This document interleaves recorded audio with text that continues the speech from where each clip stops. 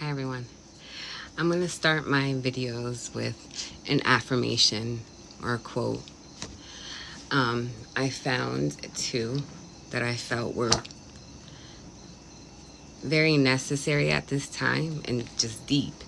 Um, the first one was, before you embark on a journey of revenge, dig two graves. Revenge always consumes more than just the enemy. And a healthy man wants 1,000 things. A sick man only wants one. Perspective shifts when health is gone. And when I read it over, the key word is for me that stood out was perspective.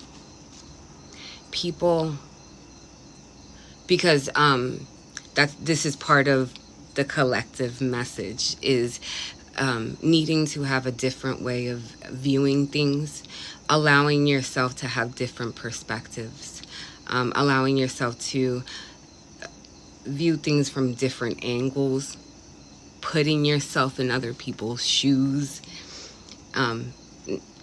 just like removing yourself from doing the same thing, just being predictable, just wanting to change, wanting to evolve, needing to.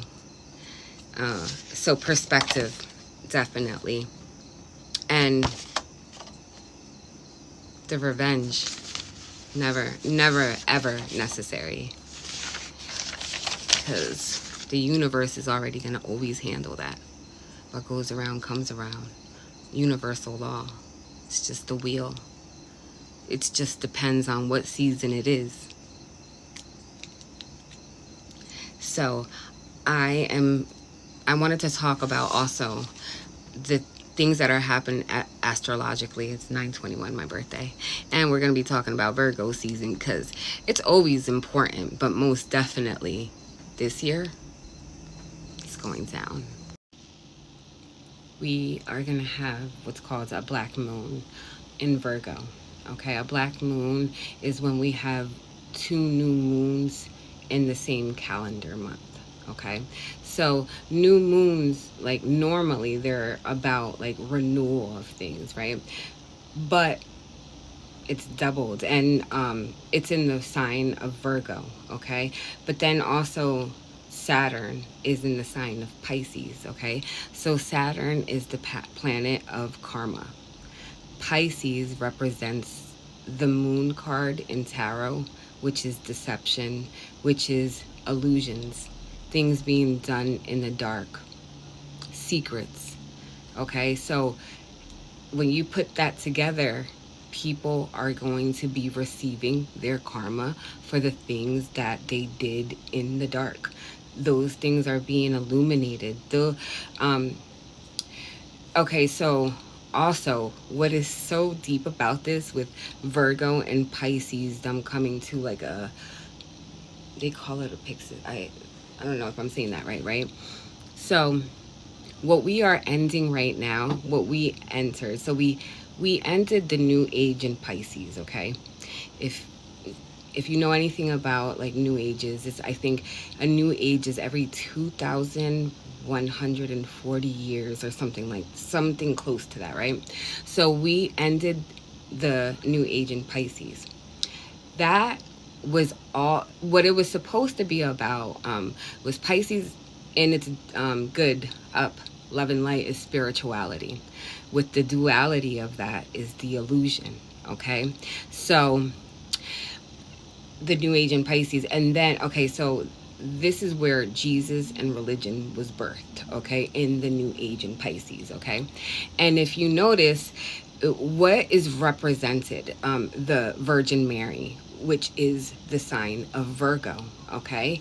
So, okay, I'm trying to keep it together because it's a lot and it's confusing though, right? So this March 2025 that we just passed, right? There was, I forget if it was a new moon. They were in the south nodes, the north nodes. Those are karmic, right? So now what we're experiencing, okay, so when that happened in March, that brought up a lot of like financial institutions, like like things being revealed, right? So now with this black moon, now they want answered. Like now what's going to be revealed is, are we going to still continue to stay in that dark energy of the illusions, the deception, or are we moving into this new earth of love? This is like the test. This is what's going to be revealed now. Is our collective gonna continue to stay in those dark energies of all of these evil things being done, like the illusions, the minds that are happening to us? Because in that, again, the new age in Pisces, it was supposed to be, people were supposed to embrace spirituality. They were supposed to ascend. Okay, they were supposed to receive the proper message of Jesus, and it was about ascending. But it was the great deception, because they twisted spirituality. The duality of it was illusion. We were stuck in an illusion through religion. We were like literally in a, and a lot of people don't want to believe. A lot of people are waking up to the truth, right? Like, okay, in the new age in Pisces, we were stuck. We had to go along with what was said, like now. Okay, so the new age in Aquarius is all about innovation, technology. Like now we have the truth at our disposal. No more blind faith. Like if you don't want to know, it's because you don't want to know. And if you notice people coming out of your life, like just flying, it's because you're either evolving or you're not. And those people who are not evolving are staying behind in that world of deception. You could literally be right next to somebody and y'all be in a whole different frequency. That's why people don't see eye to eye. That's why people be like, oh, she's crazy. Nah, we're just not vibing on the same frequency. And not that anybody's better than anybody, but that's literally where that comes from, because no one's really right or wrong. We are all on a journey learning. We're on our own journey.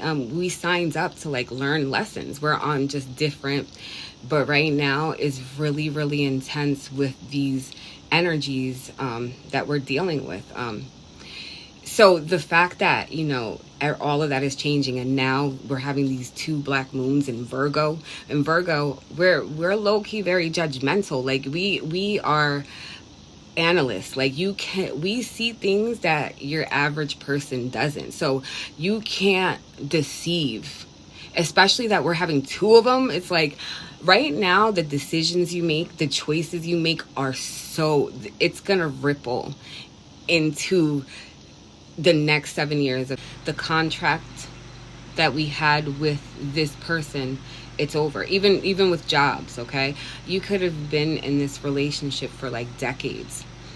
People are breaking up, like even in dynamics like brother, sister, like it doesn't, if these situations, these relationships are falling out of your life, it is for a reason. These soul contracts, the contract is over, it's done. Okay, and in order to evolve, and in order to get into that frequency of the things, that life that you deserve, or that you're trying to manifest, we cannot hold on to these things. The huge lesson that we all need to learn is detachment. But just not just knowing everything is, first of all, with detachment, first you have to learn that everything is energy. So nothing is really gone. That's like an illusion. That's an illusion in itself. Okay, there is no separation. So once you know that, you can master the detachment. You can and once you understand your true soul's journey, and understanding that we are only here, temporarily in this temporary physical body, because we're souls who have signed up to come into this 3D world to ascend, to learn these lessons. We sign up for these lessons. We sign up for our families. We just don't know that we're going to have the emotions that we're going to have, because in 5D, there is no sadness. There is none of that.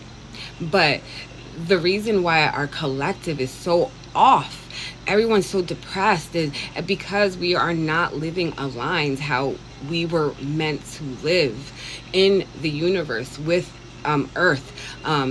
It, every We can heal ourselves, you know, our medicines out in the nature, our foods out in nature.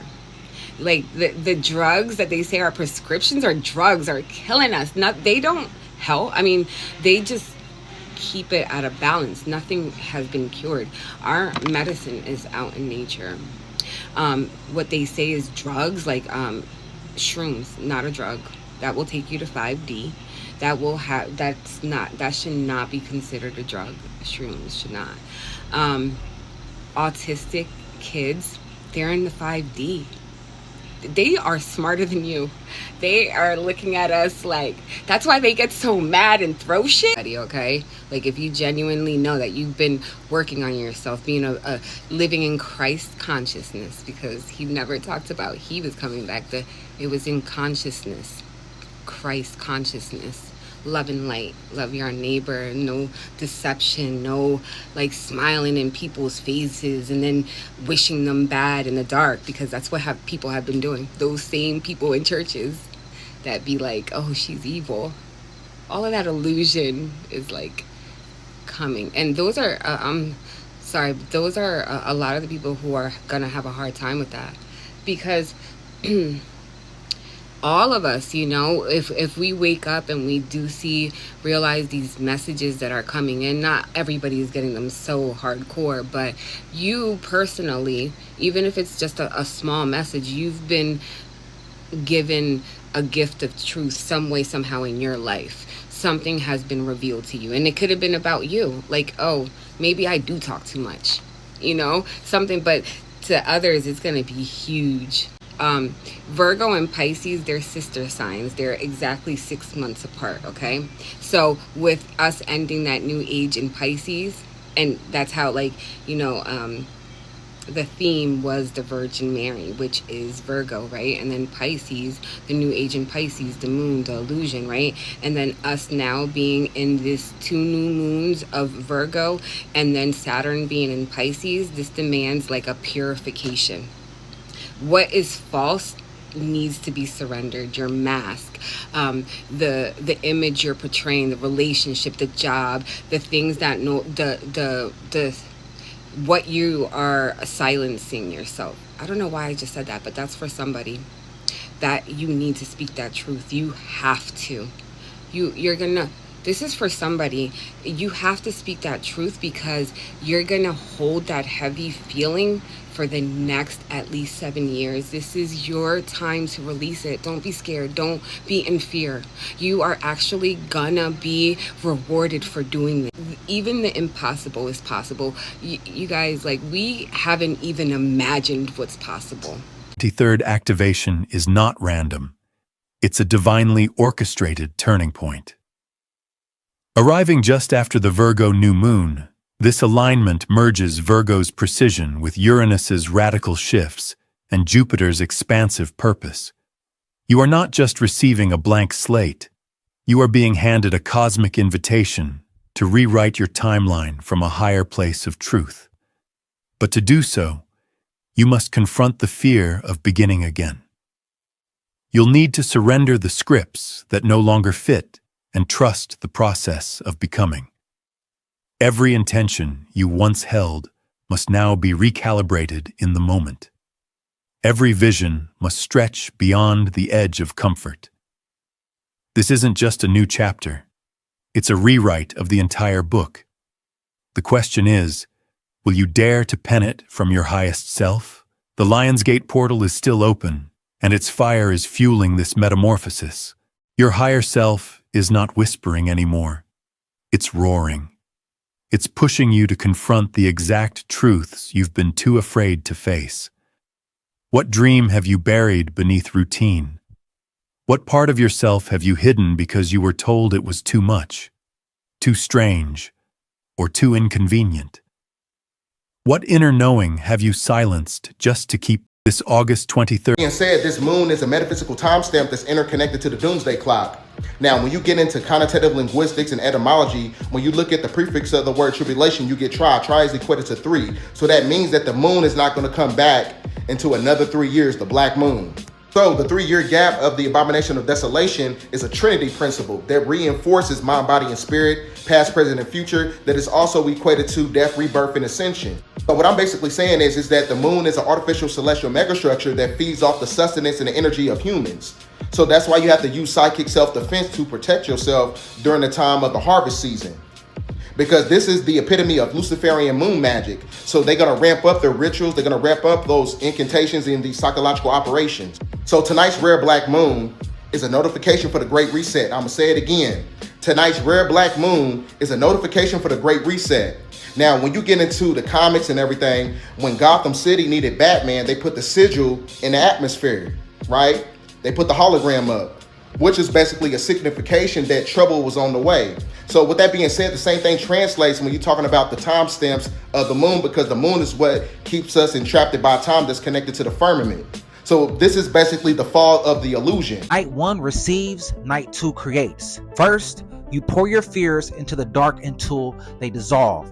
Then, from the same darkness, you plant the seeds that will rise unshakable. Tonight, the black moon swallows all light, and in that darkness, every mask falls away.